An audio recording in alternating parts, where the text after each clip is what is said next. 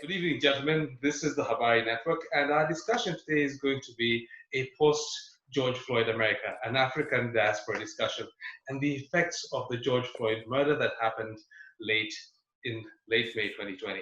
On our panel, we've got Dennis Patanda, editor-in-chief of the Habari Network. We've got Emmanuel Msazi, the CEO of Habari Network. We've got Ryan, the chief operating officer of Habari Network, and we've got a guest writer, Mr. Paul Nantuya. Paul, what were your thoughts? If you could kindly, what are your thoughts on this interesting topic? We're seeing lots of demonstrations, or we've seen lots of demonstrations happening in the United States and in Europe, and to a small extent in Africa. So we can obviously see that this event may have been a catalyst. So Paul, run with it first. Yeah, no, thanks. Yeah, so no, I no, you're absolutely right. I think it's been a catalyst in the sense that it has come with a convergence of issues, and I'll go over these issues one by one. The first, obviously, is we're in the midst of a pandemic, a global pandemic, COVID-19.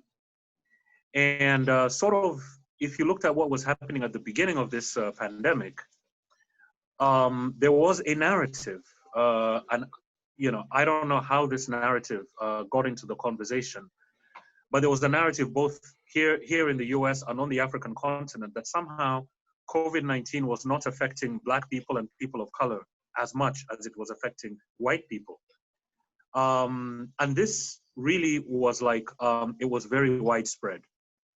Until the data came. And when the data came, suddenly there was like a collective shock in the global Black community and in communities of color around the world that as a matter of fact, COVID-19 was affecting disproportionately Black people and people of color everywhere. So I think that was the first shock. And obviously everybody is at home and people are on stay-at-home orders. So that was the first shock. Second, if you look at the statistics in terms of the income categories, the employment categories that are most at risk, you're looking at your people that work in grocery stores, on your register, people that are working in mass transit, on the Amtrak, and so on. These are, again, disproportionately Black people and people of color, and I would include African immigrants, disproportionately affected. So effectively, every single day going into the front line. The other day, every time I walk into a grocery store, I always tell the people at the register that, you guys are like, you're like soldiers. You are at risk, you're putting your lives at risk, right? The vast majority are Black people and people of color in this country. Then the third factor has to do with unemployment. Now, COVID-19 has wreaked havoc on the economy. Over 40 million Americans here at home have applied for unemployment benefits. And these, again, the figures are telling us that Black people and people of color are disproportionately affected by this. So if you combine all these three elements, and these are systemic elements, and you then have a situation where a Black man, a father, is on the ground and a white police officer, surrounded by his colleagues, has a knee on his neck for 8 minutes. And in those 8 minutes, he's in the full view of cameras, and citizens are telling him, you are going to kill this man. You're going to kill this human being. And this person, unarmed, handcuffed, on the ground, is pleading for his life. And his life is squeezed out of him in front of our eyes. Now, if you combine all the three systemic issues that I've talked about that are affecting Black people and people of color disproportionately, and you then add that into the discourse, it then becomes an explosive, emotional, it has an emotional impact. Doesn't matter where you are. And that's one of the reasons why it's not just here in America, but all over the world, because it has come, it was done, that violation of life, that violation of the sanctity of life was done in front of the world, in front of the country, at a time when Black people and people of color have been disproportionately affected by all. It's really a confluence of factors. So that's what I would say. And it has resonated in the UK, in New Zealand, in Australia, in Kenya. I mean, you have a mural of George Floyd in Kibera, which is the biggest it's the biggest informal settlement on the African continent, disproportionately affected again by COVID-19, again with a community that has literally no access to healthcare. So again, similar issues that have really brought out this outpouring of grief, but solidarity as well, because America has sort of become like a mirror for the rest of the world, and the rest of the world has become a mirror for America. And I really hope that that this moment will sort of spark a global conversation. I'm happy to see that African writers, African politicians, African diplomats have made statements in support, in solidarity with what's happening here. But then African Americans as well. I mean, today, was it yesterday, the Pan-African community in North America celebrated Juneteenth in conjunction with the Day of the African Child, which was commemorating the Soweto massacre with those children that were gunned down by police officers. They were fighting. They were on the streets, demanding quality education in the apartheid system. Now that was very moving. It's very moving to see that Africans on both sides of the Atlantic are finding one another in this conversation. And I really hope that this can be a moment for that conversation. If you look at all the protests that are happening, there's so many white people, Asians, people of all races. These are multiracial. The complexion of these protests, certainly the protests that we've seen around us, has also been encouraging in the sense that it is important for all of us to feel outraged.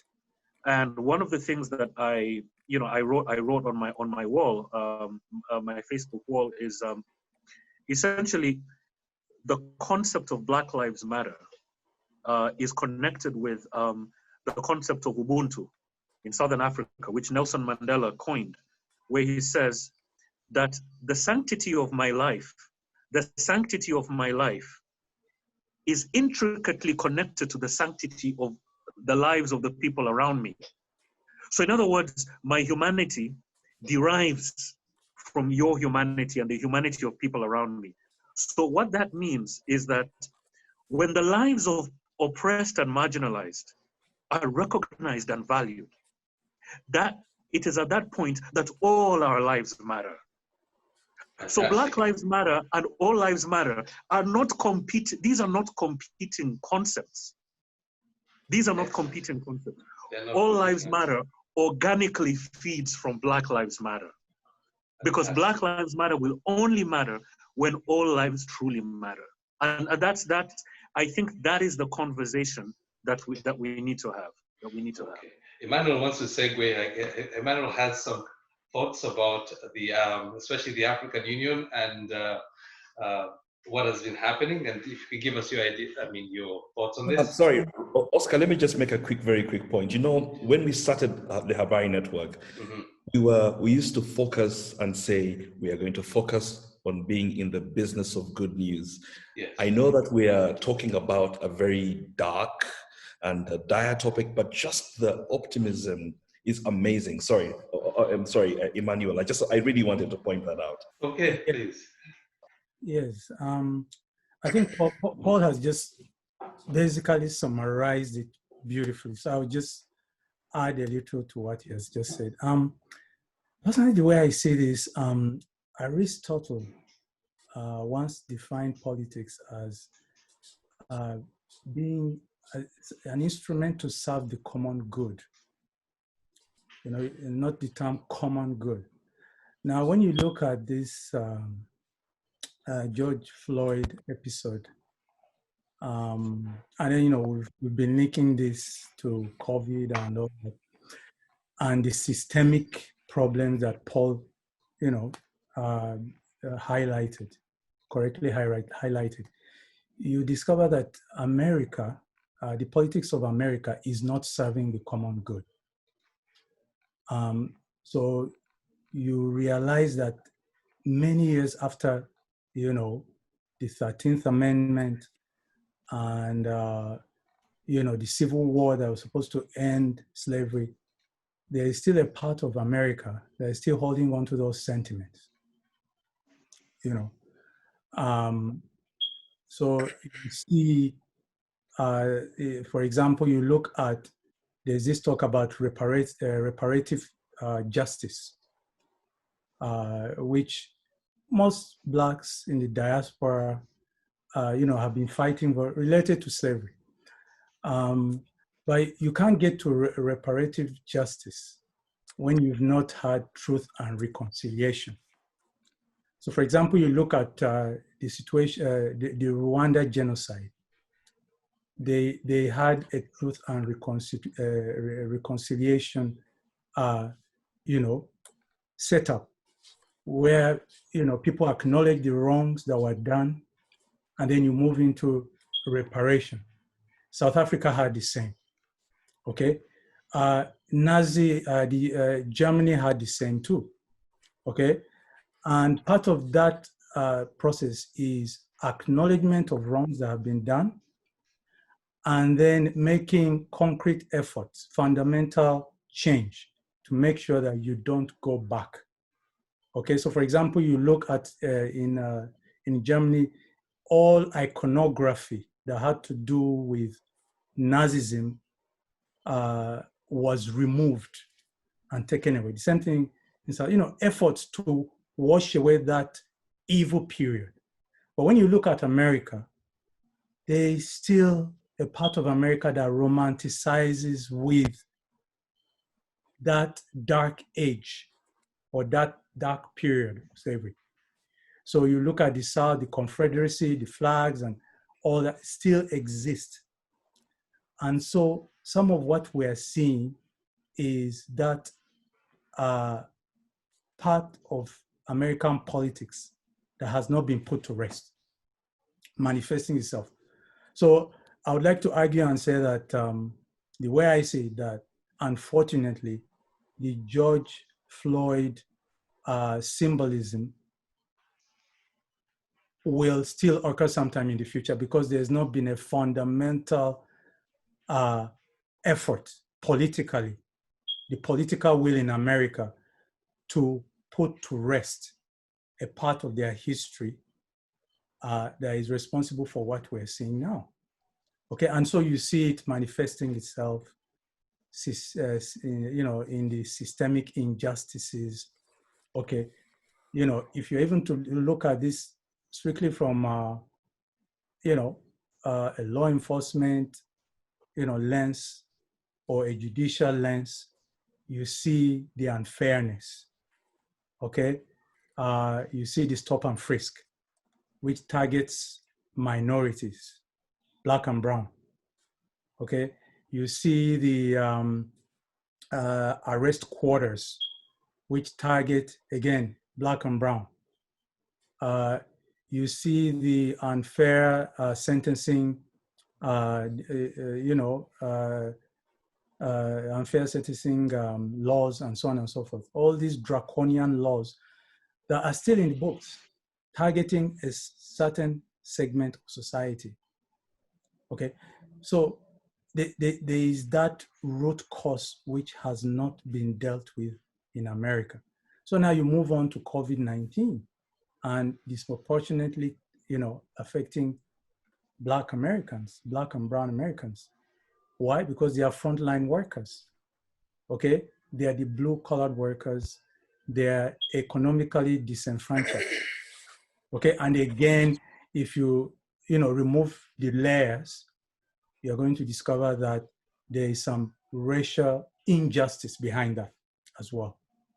Okay, so I think, and then if you try to tie that up with the, the Africa, the continent, you discover that we also have similar manifestations, but they manifest differently. So, for example, we still have legacies of colonialism in our system that tie us down. But unlike, say, Africans in the diaspora, like say the African Americans, they are a minority.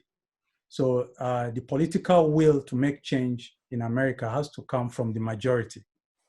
Whereas in Africa, in our instance, on the continent, we, Black people, are the majority, but we have not found the political will to get rid of legacies of colonialism. So basically, we must, to an extent, take responsibility for some of those problems ourselves as a people, to decide to break free. Of course, Paul outlined, tied it in with, Ubuntu and all that. Yeah, at the end of the day, it's all about humanity, really.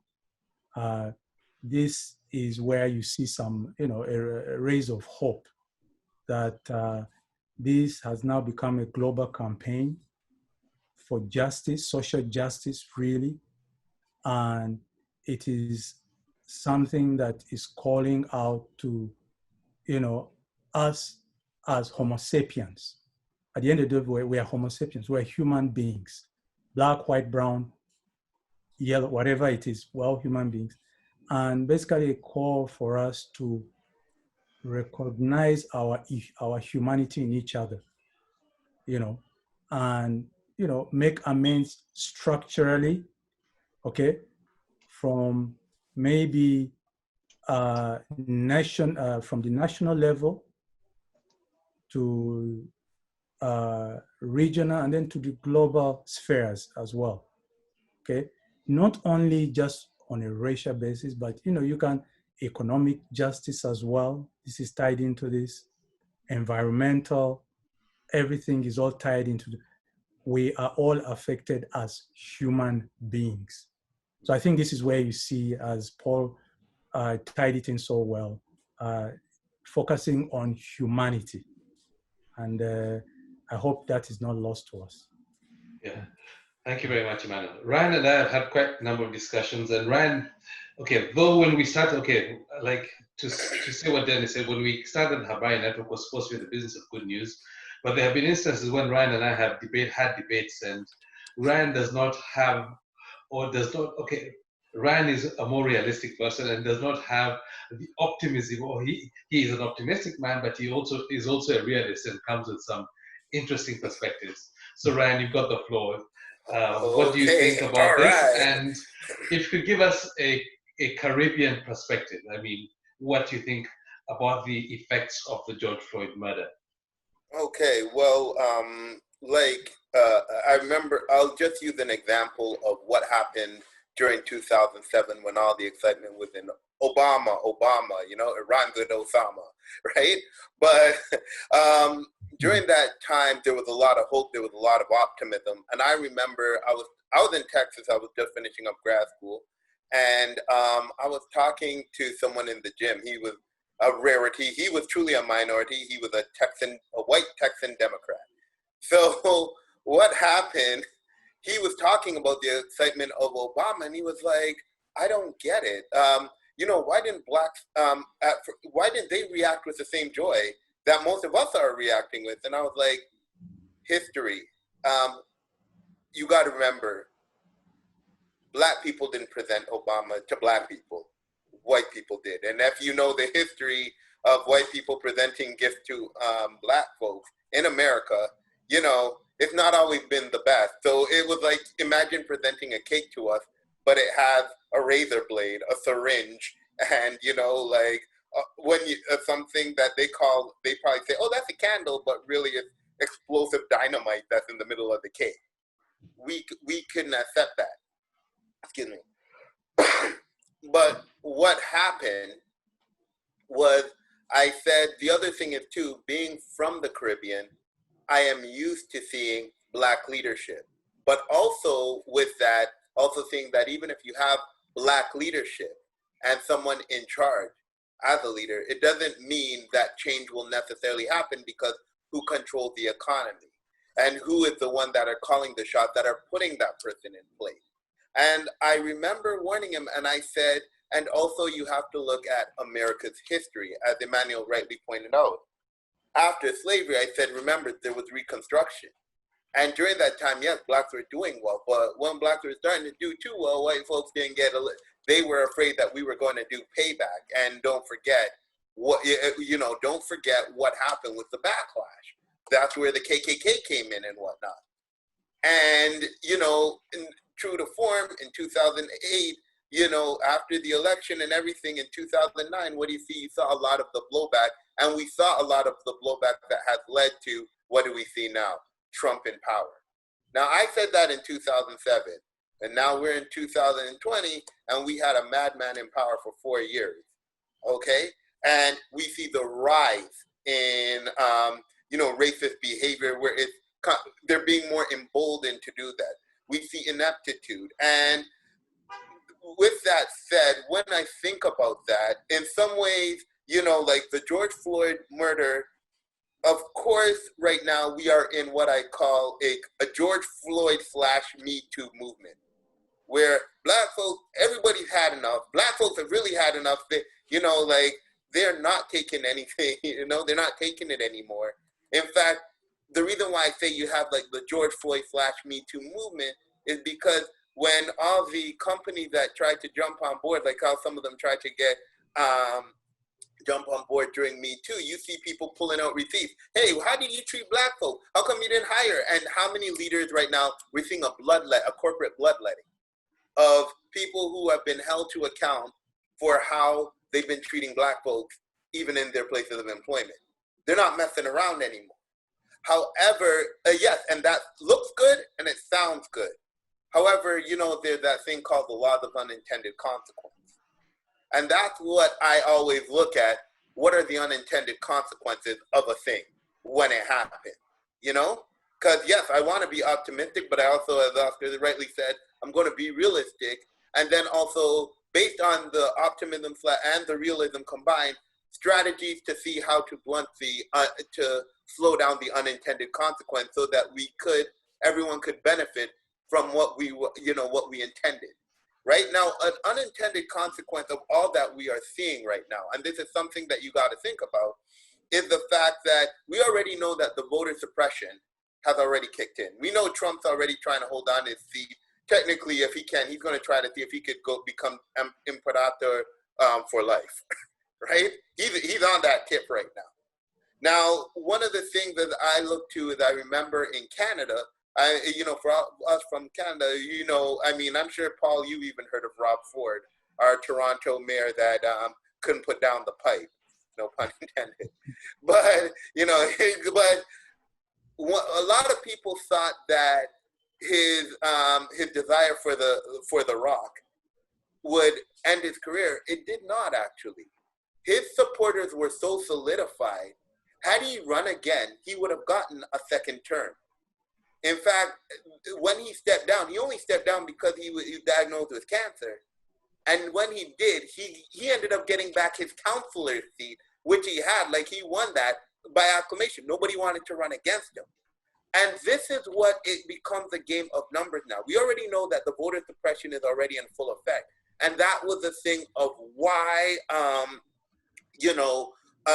what the Republicans have done already. They've already blocked off, by controlling both the federal, state legislatures and the municipal. They were starting to do a lot of gerrymandering. They're doing a lot of voter suppression, changing the laws from that point of view. So they're doing the gatekeeping right there. By doing that, a lot of them are going to want to protect their interests. A lot of people are talking about, change can come, but the thing is, a lot of people still have incentives for things to still stay the same. And this is what we're seeing because they see the momentum of how things are swinging right now. You see now a lot of the craziness with the voter suppression that we already see. And as some call it, voter oppression, in order to dissuade the Black and brown voters from voting. Trying to question, do you have the necessary IDs? Are you a citizen?